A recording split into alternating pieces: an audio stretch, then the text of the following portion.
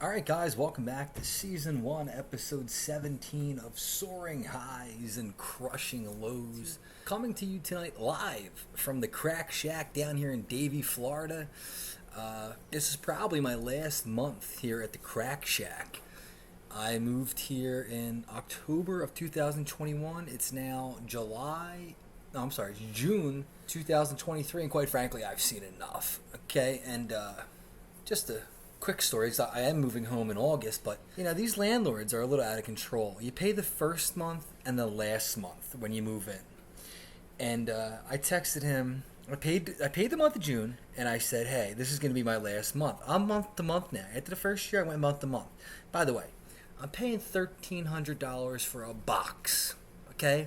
I'm paying $1,300 for a hut. This place ain't the fucking Ritz-Carlton. So, anyway, he tells me, he tries to pull one on me. He says, hey, if you pay June, then you got to be out June 31st. I said, how's that work, Jack? How's that work? My lease didn't start to the 8th, so I paid June 8th. I got to be out June 31st? I don't think so. Okay, skip. And, I told the guy, listen, my uncle is Michael Jordan, okay? Not the basketball player, the realtor in Philadelphia, Michael Jordan. Don't make me get him involved. I'm not some idiot. I know what's going on here. I have a copy of the lease. I ain't going anywhere till the end of July. Okay, but I'll make my move at the end of July.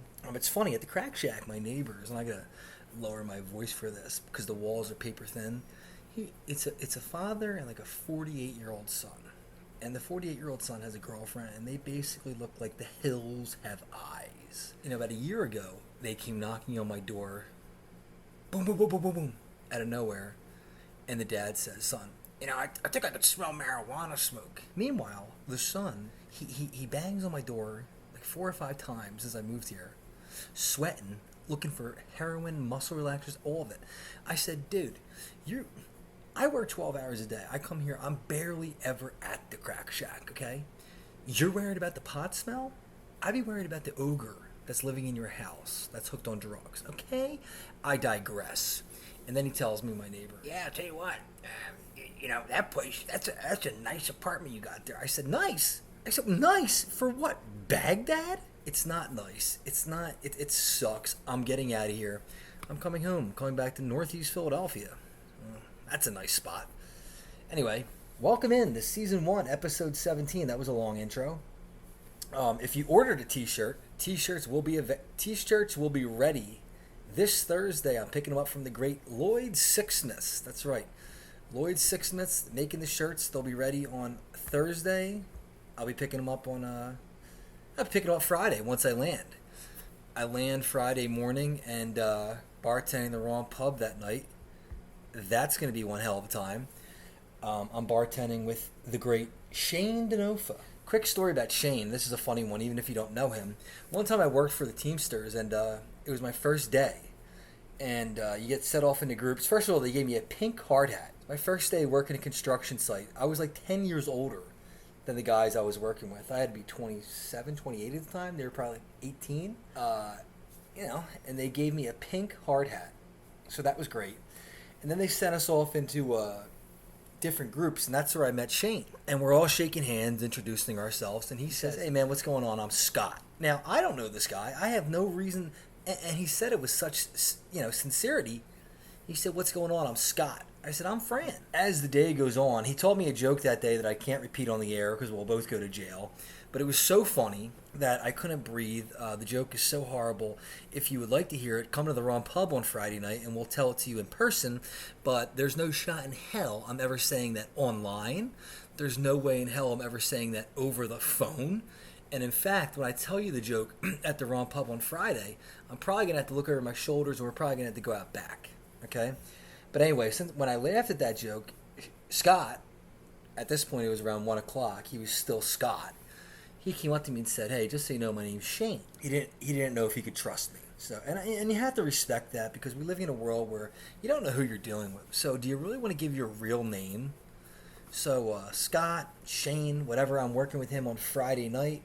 I'll be behind the bar probably around 8 o'clock. Hey, listen, we'd love to see everybody. It's the first ever soaring highs and crushing lows, night out. You'll probably have this podcast Thursday. I fly home Friday, and then we're going to do a podcast live from the pub on Friday night.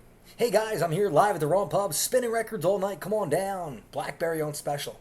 Oh, here's something. A little bird had told me that there was another drink that they were able to get their product, and I'm not going to mention names here.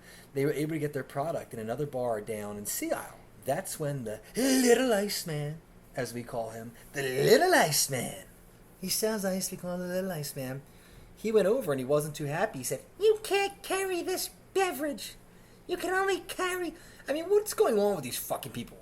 I want to live in a world, by the way, let's just cut this shit. Let's just go back to Twisted Tea Light. Down here in Florida, you can't really get a case of that stuff. You can only get pounders. And I think I've said this before on the program. A lot of people, they might be struggling. Do I have a drinking problem? Do I not have a drinking problem? Here's the deal. Once you go to the gas station and buy a pounder in the middle of the day, which a lot of people, including myself, have done in Florida, you have a problem. But it does, by the way, that's kind of the sign. If you're buying a pounder during the day, like a Twisted Tea pounder, just to get you through the day, and hey, look, I'm not judging you, because a Twisted Tea pounder will get you right. If you're hungover and you got stuff to do, a Twisted Tea pounder will get you right. I get a kick out of all these people with the, in today's day and age, they have the IVs. They have IV store. Come to IV store, we'll revive you. Look, shut the fuck up. Here's how you get revived after a night out. Okay, what you do is, well, number one, if you're by an ocean, you jump in the ocean. That cures everything. Number two, if you really need to cure a hangover and you got shit to do, you go to the 7-Eleven and you get 2 Twisted Tea pounders. Then you go fill the cup up with ice and you pour that in there. 2 of them, okay, what hangover? What hangover? You're back. You're revived. You will get through the next few hours. Now, there's 2 things that are going to happen. One, you're going to come to the realization that, okay, wow, I'm an alcoholic now. 2, you're also going to get through the day. So I don't know. That's a quagmire. That's something you have to decide for yourself. Are you going to survive if you don't have this Twisted Tea? Probably not. Okay, I'll get one. But that is funny that the Little Iceman going up. You have to carry just my product. Shut the fuck up, you little runt. I don't like him. I don't care. I digress. Okay. Let's move on here. Hey, is anyone taking sleeping medication? I'm taking... I wrote this down here to talk about... I've been taking melatonin to get to sleep at night. And I bought a different brand. And I took 2 of these bad boys last night. Let me tell you something. The dreams that I was having were so intense, so real, that it shook me up to my core. Like, I woke up, I was so fucking happy that these dreams, they were some bizarre dreams. At one point, I think my dad was like, maybe because it was Father's Day, I was dreaming this, but he was Jesus at the Stations of the Cross. At Resurrection, or whatever grade school you went to, the 8th graders do a play. It was that same play, but my dad was Jesus. Come on, that's enough to freak me out, okay? I could not get back to sleep after that imagery. That was horrifying. So if anyone else is taking melatonin out there, should we sue? I have PTSD from my dreams. But I also can't get to sleep at night, so that's a catch-22. Oh, I-95. And I-95, I'll tell you what, PennDOT's not doing a bad job. I do love the answer. Some people criticize it. Hey, just throw dirt on it, and hey, look, it's working. From what I saw, they're doing a nice job. And these people love to show this thing that happened in the Netherlands. Oh, look, the Netherlands, they fixed them. They built a whole underpass in 2 days. Shut the fuck up. I looked into the background of that story, and they kind of fool you a little bit. I think PennDOT's doing a great job. We cannot talk shit on PennDOT or the workers there. They're doing a good job. I guess you could make the point that they're probably taking their sweet ass time on other jobs. But look, these people need jobs. Who amongst us doesn't steal company time? Quite frankly, you have to steal company time. You have to get the overtime to survive in this day and age. We're not going to incriminate ourselves on this show. Let's move on. It's funny to me, though, with the 95 thing that they bring in this fucking... First of all, I don't want to go on a rant about this, and because it has I know it's Pride Month. This has nothing to do with the man's sexuality. This has nothing to do with the man's personality. This has everything to do with the man's, let me think, work history background. Pete Buttigieg, he was the mayor of South Bend. He has no history in transportation or bridge building or train derailments. None. He has zero. Hey, idiots. This is like one of the qualifications. You come in for a job interview. Now let's play a little bit here. Let's do Pete Buttigieg coming into the White House for the head of transportation job. He comes in and God only knows who's interviewing at that White House. But you go, hey Pete, how you doing? I'm doing good. Pete, tell us a little bit about yourself.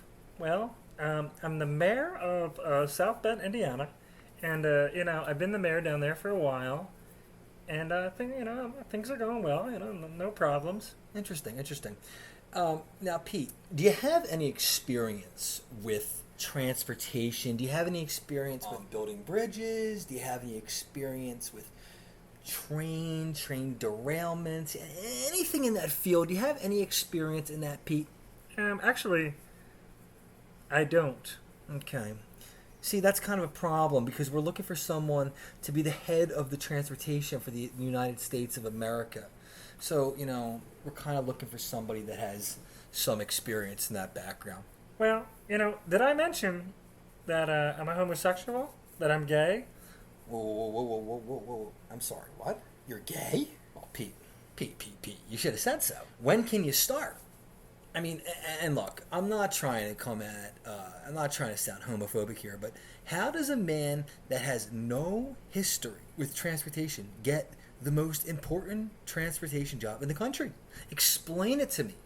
How about you call the head of PennDOT or the head of fucking Florida highway system, Montana highway system, New York highway system? How about you make him the head of transportation? I mean, this identity politics that we're playing these days is getting crazy. I mean, I just saw something the other day that was like, airlines are going to be hiring based on diversity. What? Can you fly a plane? Well, not really. I'm learning.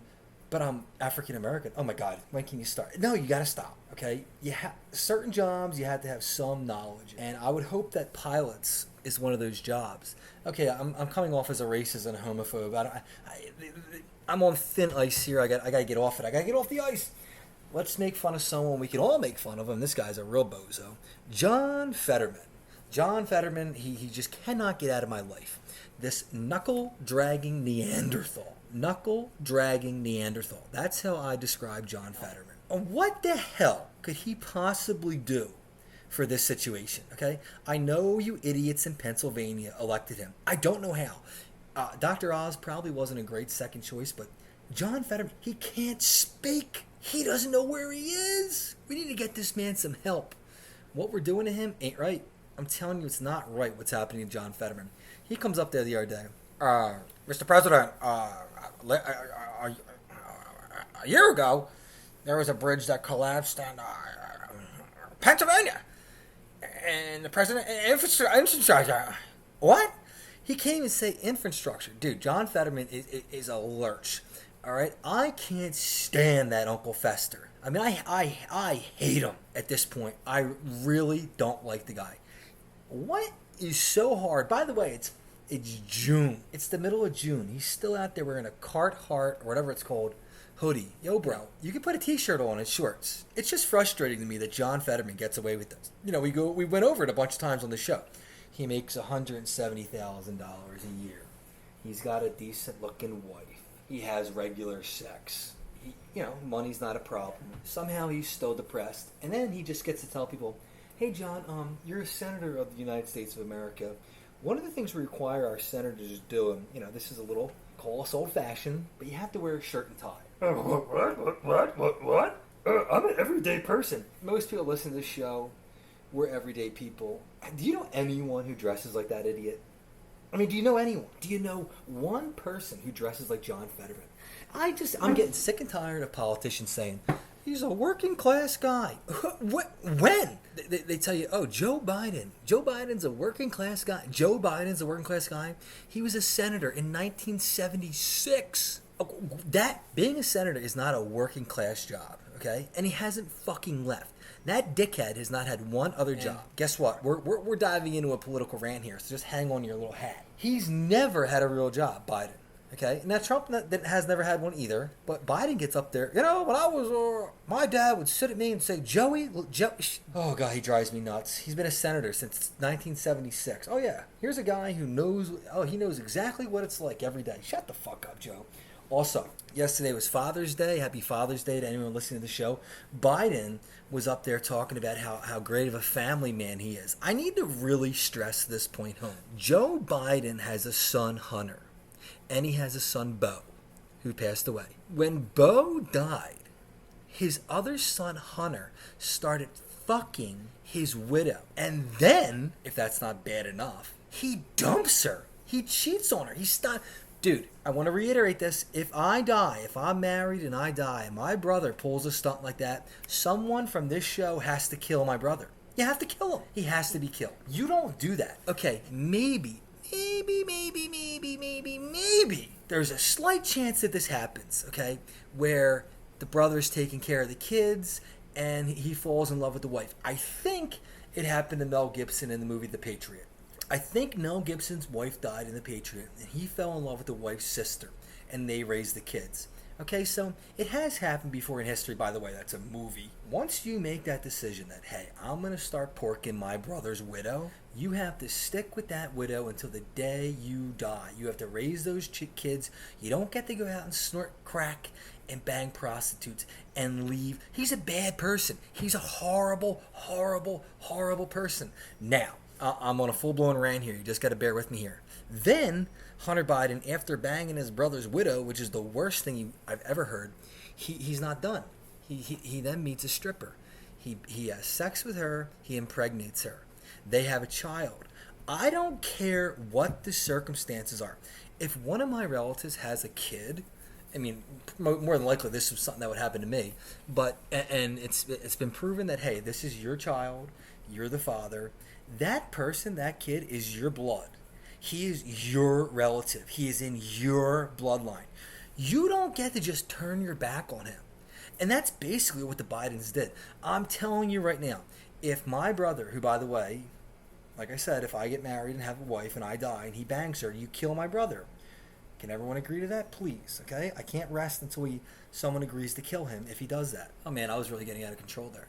Okay, if he had a kid and he was all banged up one night, he doesn't remember it, he has the kid, and both families can raise the kid in their own prospective homes and they be civil about it. That's what you have to do. You don't get to just say, sorry dude, you're not part of our family. He is. He's literally related to you by blood. And Joe Biden, he doesn't even acknowledge him. They don't even give him a stocking at Christmas. Dude, you're the president. He's a complete scumbag, Joe Biden. I fucking hate you. Okay, we got to move on. But since we're on politics, you can't even vote I almost said to myself this week, you know what? I think I'm going to vote Democrat. I think I like this RFK guy because, he's anti-vaccine. I'm not getting the vaccine. I got COVID twice. Nothing happened. And they want to start poking me with needles? I don't think so. I'm not doing it. I know a lot of people that aren't doing it, but if you vote for RFK, apparently, you're like a domestic terrorist. These Democrats are actually going to run Joe Biden again. That's their answer. Joe Biden. He's 100. Trump was in Florida last week down in Miami getting indicted again. I do love Trump. I just think he's so funny when he's getting indicted and he just, Jack Smith's a coward. He's a coward. And then the reporters at CNN are like, oh my God, can you believe that he's talking about the prosecutor? Dude, fuck the prosecutor. And here's the other thing everyone keeps saying. Trump's wife doesn't even show up to court with him. I've been in the court system before for, let's say, well, first of all, I was innocent until proven guilty. I knew I was innocent. My mom was like, hey, I'm going to go to court with you. I said, I don't think so. Absolutely not. You don't bring your family members to court with you where some prosecutor's just going to ridicule you, especially in some trumped up bullshit charges. They make you look like the worst person on planet Earth. I mean, when I was in court, the things they said about me. They said I allegedly, I want to specify that word, allegedly had done were horrific. And that's out of my character. They alleged several things that I did that I did not do. and it was proven in a court of law, and that's the end of it. Okay, innocent until proven guilty. And Trump went over to a diner afterwards too, and bought everyone lunch. They're like, "Can you believe that he just got indicted and he's buying lunch?" Yeah, fuck, because we don't care. Okay, Biden has documents, Clinton has documents. You're going after Trump. It's a witch hunt. Get everyone lunch. We're having a good time. Off to New Jersey to play some golf. Today is June 19th. So that is now a federal holiday. I'm drawing a blank. I believe it's called Juneteenth Day, which doesn't really make a lot of sense, which is fine to me. I mean, I think that's a fair point to make this a holiday. I think this is a fair point. I don't really know the history. I'm fine with it. It's just why the hell did I have work today? The same thing with Columbus Day, the same thing with other Jewish holidays. Look, am I getting paid for a day off or what? I mean, because I'm just going to be real honest with you. That's all I care about, okay? Like, fuck Christmas, fuck Halloween, fuck Columbus Day, fuck Thanksgiving, fuck New Year's, fuck all these holidays. Are we getting paid? And I didn't get paid today. I don't think that's right. I think that if we're going to make it a national holiday, a federal holiday, everyone needs to get paid. And I was out there working today. I worked 12 hours today. Saw a lot of African Americans working. A lot of, hard-working people. We're out here delivering ice cream, delivering Pepsi, we're doing everything. Why are they working? I think as a black person, you have to raise your voice. Hey, all these politicians are up there scratching their fucking egos. Nancy Pelosi, Joe Biden. Happy Juneteenth. Happy Juneteenth. Happy Juneteenth. Meanwhile, I saw like 10 black people delivering, doing construction, everything. Why are they doing that? They should have off. If it's that important, okay, which the politicians say that it is, why are we working? Why are we working? So, if I have any African American listeners out there, raise some fucking you to work today and didn't get paid. What the fuck's that about? They've been giving us white people off for Columbus Day for decades, and we got paid. So you guys have to work on Juneteenth, and what's that about? So I think if politicians, like white politicians, are going to say, Juneteenth, Juneteenth, Juneteenth, and rub it down your face, then hey, prove it to us. Oh, you really care about us? Give us a day off. We want to get paid. Hey, that's just what I would do if I was African American. But hey, happy Juneteenth Day. We're not racist. I could care less. I just think it's bullshit that they pretend to care about you, and then they don't give you the day off. It seems ridiculous. Speaking of which, I have to get into this. I went to grade school with this woman who's now she's a lesbian. She's married to a college professor who's also a woman. Like I said, she's a lesbian. She doesn't shave her armpits anymore. She doesn't shave her legs. It's a whole... I think at one point she was putting blood on her face from her privates, which is crazy, but I'm pretty sure she was doing that. She, by the way, she's white. Okay, she lives in a mansion up in upstate New York, and she's on Instagram today saying something all white people need to know today. Something all white. Hey, I don't need to know shit. Okay, I need to get to work. I need to put my head down. I need to work 12 hours. I need to come home, eat a Hungry Man, have 2 beers, and go to bed and go do it again tomorrow. Stop preaching to me. You're lumping us all together. Like, it's funny because there is a lot of white people that are at the country club every day. There is a lot of white people that have a lot of money. I'm not one of them, okay? The people that I grew up with, most of my friends, we are not at the country club all day. We're at work. So I'm not. You think I'm going to sit down and listen to you say, hi, white person. I need you to really examine the importance of today. I can't. I got to deliver the ice cream. So it's just fucking funny to me, like some of these white liberals. I try to be careful on the show what I say. I'm getting a little out of control with this episode. But white liberals are just the absolute worst. Do you know what you have to be a white liberal? And I'm being serious. You have to have a lot of money. You have to have a lot of money, okay? Because, I don't really have much time to sit and think after a 12-hour workday. It's like, Jesus Christ, let me just get some food, get a few beers, watch an episode of TV, and go to sleep. There's no real time for me to sit down and think, 175 years ago, it's possible my ancestors were slaves. I don't have time for that. I would love to sit down and examine that. But, I got to work 12 hours, and I got to make a Hungry Man, then I got to get back in bed. Spare me your dear white people things, my fellow white people. Because really, white people are the most annoying. I mean, they are the most annoying. I don't really even ever hardly see, I work with a lot of black people, I interact with a lot of black people all day. They're never lecturing us. You ever notice that it's only white people lecturing you about shit like this? How do you know? It's like the guy. It's like the guy running for president, Tim Scott, who I love. Tim Scott is a black guy from South Carolina who grew up, kind of poor. He worked his way up, got an insurance agency. Then he got into politics.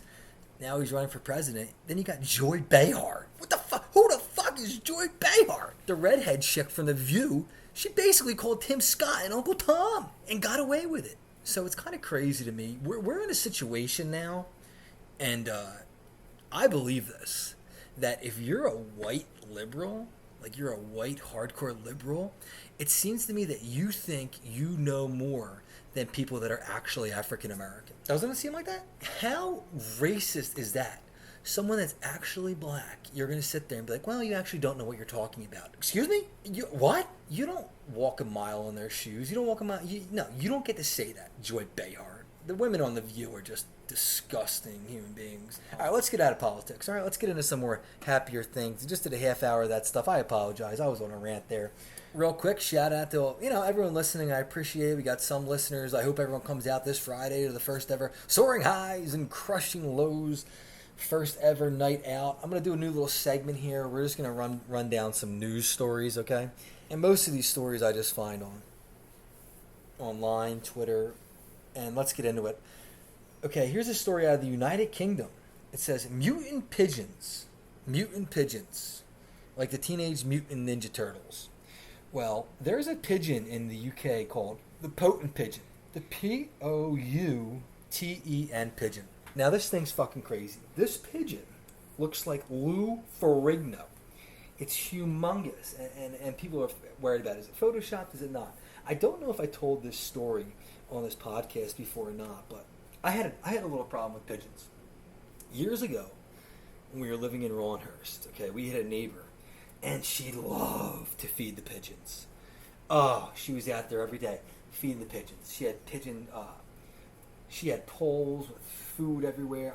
Look, I ain't talking about a handful of pigeons, okay? I'm talking about Ken Hitchcock's movie, The Birds, amount of pigeons.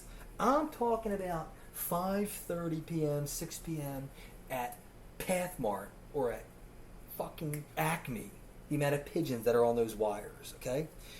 This woman was feeding so much pigeons that it gained the attention of NBC 10. Quite frankly, I was shit on by pigeons for a long time. You'd go out in front of my house, there'd just be pigeon shit everywhere. Pigeon shit. It was all over the grill. It was all over the garage. Our dog at the time, he was getting shit on. Everybody was getting shit on. NBC 10 investigators did a story on this, and you can Google it if you want. Type in NBC 10 Philadelphia pigeon story. Okay, and what you'll find there is a story about my family and how we were shit on by pigeons. Pigeons are disgusting, and if you're feeding them and they're coming to your house and they're shitting all over people, shame on you. Shame on you. They have no problem surviving without you fucking feeding them. You don't need to be doing it, so I don't know why you're doing it. It's a weird thing to do. In the UK, they got this giant pigeon they're all freaking out over. I mean, it's huge, but wouldn't freak me out, though, because I've already been through that. I'm not joking. Luann Khan from NBC 10, she came over to my house, and they camped out in my basement. They basically performed a surveillance thing. Okay, they were down in the basement hiding out. They were waiting to catch my neighbor feeding the pigeons. And don't you know, in the dawn of night around 3 a.m., oh boy, they went out there, okay? Luann Khan was sleeping in my basement. I'm not making this shit up. Like I said, you don't believe me? Go on NBC 10 Investigators pigeon story. Read it for yourself, because this actually happened to me. Let's move on here. Give me 1 second. I'm having some technical difficulties. All right, guys, a little bit of technical difficulties there with the laptop. Listen, this thing's probably got a porn virus, if I'm being completely honest with you. We just hope that our great producer, who we love, Fafa Fui, is always on the ones and the twos. We hope Fafa Fui is able to complete this. Like I said, let's get back in with this neighbor. She was feeding the pigeons all the fucking time. And we had a basketball court out back, okay? So I'd go out back, grab the basketball, and shoot the shot. First time you missed, okay? First time that ball hit the ground, flock of pigeons just coming at you, all right? Coming at you like pterodactyls in Jurassic Park, okay? There was no escaping these things. That's how much she's feeding the pigeons. Luann Kahn from NBC 10, she's down in the basement. She's hiding in my basement.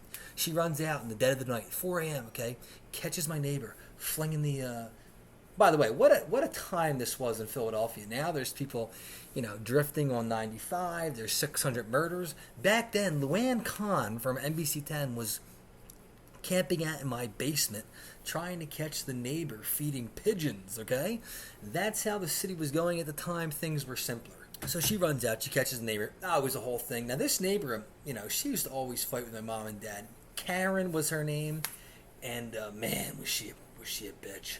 If your ball went into Karen's yard, you never got it back. I mean, if you were playing basketball late at night, she'd call the police on you. She was just a miserable see you next Tuesday. I'm a 32-year-old man now. I just don't know how do you take someone like that seriously without telling her to go fuck herself? It's like, yo, Karen, go feed the birds. Leave us alone, okay? Go jack off a pigeon. Leave us alone, freak. We'd have a block party. She'd call the cops on the block party. She was the worst, okay? She fed pigeons, guys, okay? Use your imagination. We got out of control there. That was because of a giant pigeon in the United Kingdom. And we got carried away into how I once got sick because of pigeons in Philadelphia. What else is in the news here? Oh, Conor McGregor. Conor McGregor had a rough night at the Miami Heat game a couple weeks ago. He was supposed to playfully punch the mascot. He punched the mascot into a manner which the guy had to go to the... Conor McGregor's a loose... He has to be on coke. I mean, I like the guy. I thought the Netflix documentary was good, but this guy's got to be on cocaine. I mean, he's got to be on a lot of cocaine because he is just nuts. And so he goes to the Heat game. He beats up the mascot. He puts the mascot in the hospital. He's not done yet. Then McGregor goes to an after party. By the way, this is a long night for a guy that's married with 3 kids. He's at a basketball game, then he's at an after party. I'm presuming he's doing coke. There's video footage from TMZ of him bringing a young lady into the bathroom. Now, here's the thing. What are you doing? Bringing the girl in? This is bad. I'm not making any accusations right away, but he went into the bathroom and the security guards blocked the doors, okay? He's in there. The girl says he did some pretty awful things. Couldn't get his dick hard. Knock, knock. He's definitely doing coke. He's 100% a cokehead. The woman leaves the bathroom, goes directly to the police station, and hands the police her clothes and a rape kit. So, I like McGregor. I'm hoping that this didn't happen. But if I had to put some money on it, and we shouldn't say that because it's a very serious case. All right, fine. He definitely did it. Okay, McGregor 100% did this. Until I'm proven otherwise, I don't know. All right, next news story here. Prince William says that he sees why people might think there's no point for the royal family. Interesting. King Charles and his son Prince William. Yes. Prince William thinks that people have a case for saying there is no point for the royal family. Well, there fucking isn't, but that's what the British do. Can't we just let them be happy?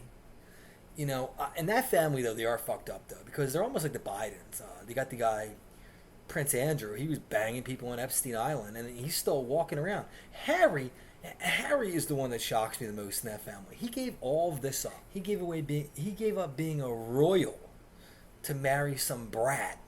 Some failed actress brat. Oh my God, she was like the number 12 girl on that show Deal or No Deal with Howie Mandel. He gave up being a royal family member to be with a girl from Deal or No Deal. And I hate to say this phrase again because it's so vile, but a cunt hair can pull a freight train. Women are so powerful that they convince a prince of England, who could just get any woman he wants. He never has to work again. He can do whatever he wants. A woman from Deal or No Deal convinced him to give all that up and move to America, be scrutinized, and turn his back on the crown. And guess what, Harry?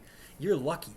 Harry, my boy, my little ginger boy, you are lucky this ain't the 1800s or the 1700s because you would have been beheaded. And to me, the fact that you're giving up being a royal to come to America to be with a brat, I would have beheaded you myself. I mean, you motherfucker. I want to be a royal. Count Tennessee. We already went over this. So, Windsor family, if you're listening, get rid of Harry. Let me in.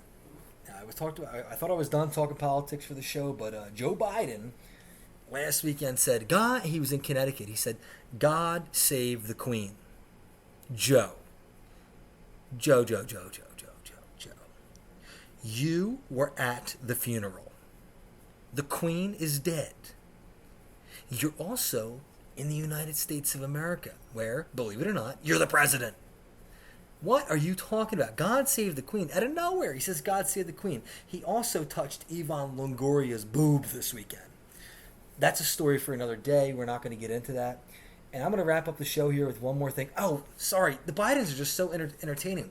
Joe Biden said about Philadelphia, folks, believe me, I know what's going on. In Philadelphia, a truck pulls up on the corner and they sell guns out of the truck. They sell AR-15s out of the truck.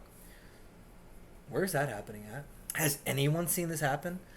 Christ, Philly Scoop Hole hasn't reported that. The WWT podcast hasn't reported that. What's he talking about? Where's this happening at? Joe, it's not happening. All right, I'm going to end here with everyone's favorite little girl, Greta Thunberg. Greta Thunberg says that we're all going to die.